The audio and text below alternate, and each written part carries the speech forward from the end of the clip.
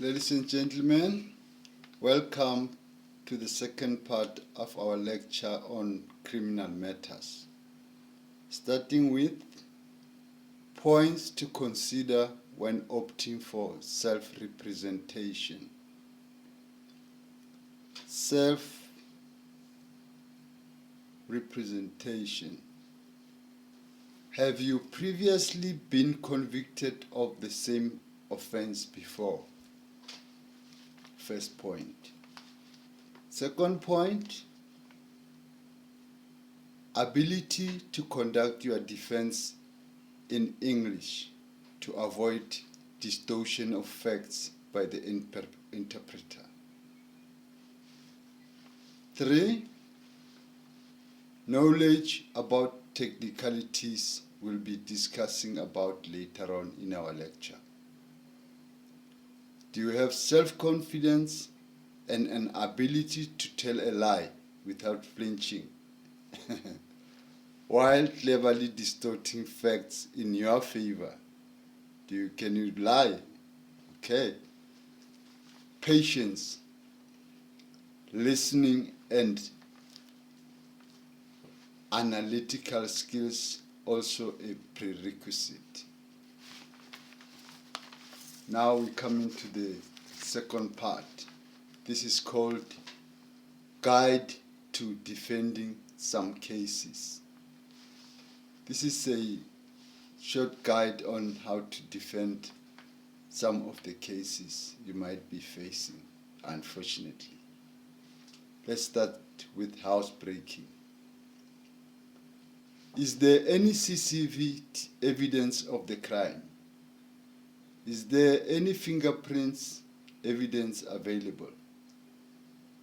Are there any eyewitnesses? If all the facts mentioned are to your disadvantage, rather go for a guilty plea rather than being penalized for wasting the court's time, being an unreliable witness, an unremorseful and unrepentant witness. And murder, how did it happen? Can you classify it as a terrible mistake? Was it premeditated? Was it self-defense or protection of life, property, or temporary insanity? Let's come to premeditated murder. So this one has little or no defense, and it carries the maximum sentence, which can only be imposed by the high courts. Was it a terrible mistake? If it was a terrible mistake, it will be converted into culpable homicide.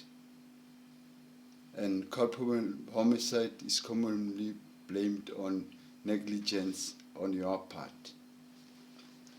The actions you took after the incident will tremendously contribute to your state of remorsefulness at the time. Self-defense.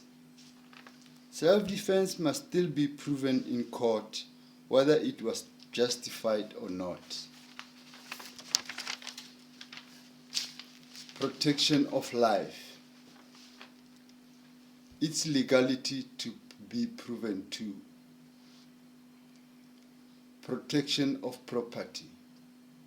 It is not justifiable to kill for property, since property is rated lesser than the loss of life. Temporary insanity.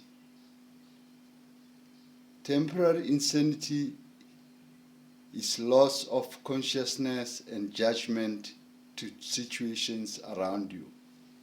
It might be defended by proof of your mental instability from your doctor. Other contributing factors are extreme anger due to extreme provocation or intoxication, the latter not being admissible in court due to its avoidability. Drug possession. Drugs should be found on your person or property, namely your car, house, or business premises. You should also have been present when they made the find. The quantity and packaging of drugs determines your classification as a drug dealer or just a user. Rape. Are there any signs of struggle? For an example, torn underwear, injuries, matching DNA sample, any screams for help heard? Without any of this, it can be claimed that sex was consented to. Assault. Assault comes in different ways. It might be by pushing, touching, stabbing or punching and kicking, to mention but a few. But whoever throws the first punch will be liable for assault. If the assault was aggravated, it will be converted to GBH, which is assault with intent to do grievous bodily harm, which may ultimately also be converted to attempted murder, considering the seriousness of the injuries.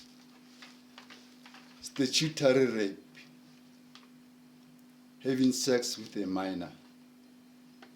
If consented to, your defense will be that she lied about her age, and her big body structure could also have been a misleading factor. If sex was not consented to, then God help us all. Please follow me on my third part of the lecture. Thank you very much.